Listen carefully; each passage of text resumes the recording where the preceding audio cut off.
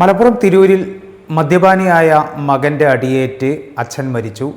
തിരൂർ തെക്കനന്നാരയിൽ താമസിക്കുന്ന കുഴിപ്പയിൽ വേലായുധൻ എന്ന 65-കാരനാണ് മരിച്ചത്. മകൻ ഉണ്ണികൃഷ്ണനെ തിരൂർ പോലീസ് അറസ്റ്റ് ചെയ്യുകയും ചെയ്തിട്ടുണ്ട്. കഴിഞ്ഞ ദിവസമാണ് സംഭവം ഉണ്ടായത്.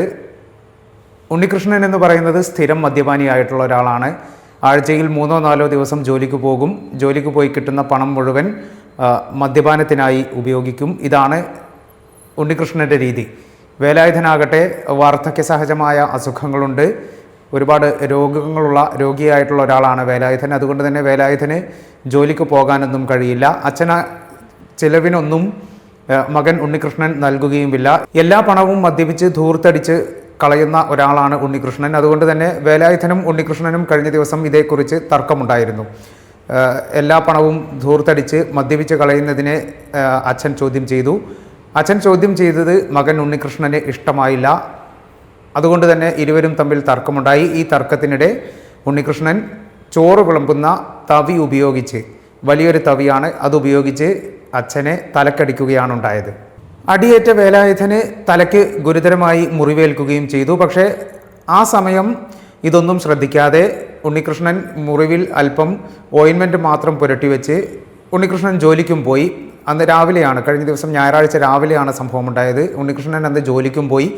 ഉച്ചയ്ക്ക് ജോലി കഴിഞ്ഞ് വന്ന സമയത്താണ് ഇവിടെ അച്ഛൻ ബോധരഹിതനായി കിടക്കുന്നത് കണ്ടത്. ഈ സമയം തന്നെ ഉടനടി ഒരു ഓട്ടോറിക്ഷ വിളിക്കുന്നു. അച്ഛനെ ആശുപത്രിയിൽ എത്തിക്കുന്നു. തിരൂർ ജില്ലാ ആശുപത്രിയിൽ എത്തിച്ചു. മുറിവ് കണ്ട് തിരൂർ ജില്ലാ ആശുപത്രി അധികൃതർ മുറിവ് ഗുരുതരമാണെന്ന് മനസ്സിലാക്കുകയും മുറിവിന് സ്റ്റിച്ച് ചെയ്ത ശേഷം താടിയിലും തലയിലും മുറിവുണ്ടായിരുന്നു. ഈ 2 മുറിവുകളും സ്റ്റിച്ച് ചെയ്ത് കെട്ടിവെച്ച ശേഷം കോഴിക്കോട് മെഡിക്കൽ കോളേജ് ആശുപത്രിയിലേക്ക് റെഫർ ചെയ്തു. കോഴിക്കോട് മെഡിക്കൽ കോളേജ് ആശുപത്രിയിലേക്ക് കൊണ്ടുപോകുന്ന വഴിയിൽ തന്നെ മരണം സംഭവിക്കുകയും ചെയ്തു. ഇതാണ് സംഭവമുണ്ടായത്. ഇതിനുശേഷം ഉണ്ണികൃഷ്ണനെ തിരൂർ പോലീസ് അറസ്റ്റ് ചെയ്തു. ഉണ്ണികൃഷ്ണനുമായി തെളിവെടുപ്പ് നടത്തി. ഉണ്ണികൃഷ്ണൻ മർദ്ദിക്കാൻ ഉപയോഗിച്ച ആയുധം, ഈ ചോറ് വിളമ്പുന്ന തവി കാട്ടിക്കൊടുത്തു. എങ്ങനെയാണ് മർദ്ദിച്ചതെന്നെല്ലാം ഉണ്ണികൃഷ്ണൻ വിശദീകരിച്ചു നൽകുകയും ചെയ്തു. തെക്കനന്നാരയിൽ ഒരു പ്ലാസ്റ്റിക് ഷീറ്റ് വലിച്ചു കെട്ടിയ, പ്ലാസ്റ്റിക് ടാർപോളിൻ ഷീറ്റ് വലിച്ചു കെട്ടിയ ഒരു കൂരയിൽ, ഓലപ്പുരയിലാണ് ഈ അച്ഛനും മകനും താമസിക്കുന്നത്.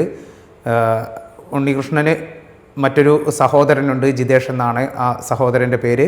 വേലായുധൻ്റെ ഭാര്യ രാധ, ഉണ്ണികൃഷ്ണൻ്റെ അമ്മ രാധ, മാനസികമായി അല്പം മാനസികാസ്വാസ്ഥ്യമുള്ള കൂട്ടത്തിലായതുകൊണ്ട് തന്നെ രാധയുടെ സ്വന്തം വീട്ടിലാണ് അവർ താമസിക്കുന്നത്. ഈ രാധയോടൊപ്പം, അമ്മയോടൊപ്പമാണ് ഇവരുടെ വേലായുധൻ്റെയും രാധയുടെയും മറ്റൊരു മകനായ ജിതേഷ് താമസിക്കുന്നത്. മറ്റൊരു മകളുണ്ട്.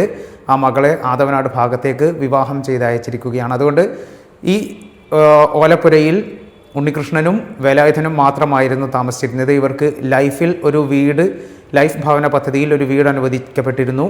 ആ വീടിൻ്റെ നിർമ്മാണം ഇപ്പോൾ ഏകദേശം പൂർത്തിയാകാറായ ഘട്ടത്തിലാണ് ഈ ഒരു സംഭവം നടക്കുന്നത്.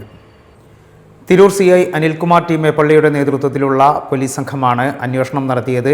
SI സുജിത്ത് അന്വേഷണ സംഘത്തിലുണ്ടായിരുന്നു. അതോടൊപ്പം സീനിയർ CPOമാരായിട്ടുള്ള രതീഷ്, അരുൺ ചോലക്കൽ, ജിനീഷ് എന്നിവരും CPOമാരായിട്ടുള്ള മൈക്കിൾ, സമീഹ് എന്നിവരും ഡ്രൈവർ ജവഹറും അന്വേഷണ സംഘത്തിലുണ്ടായിരുന്നു.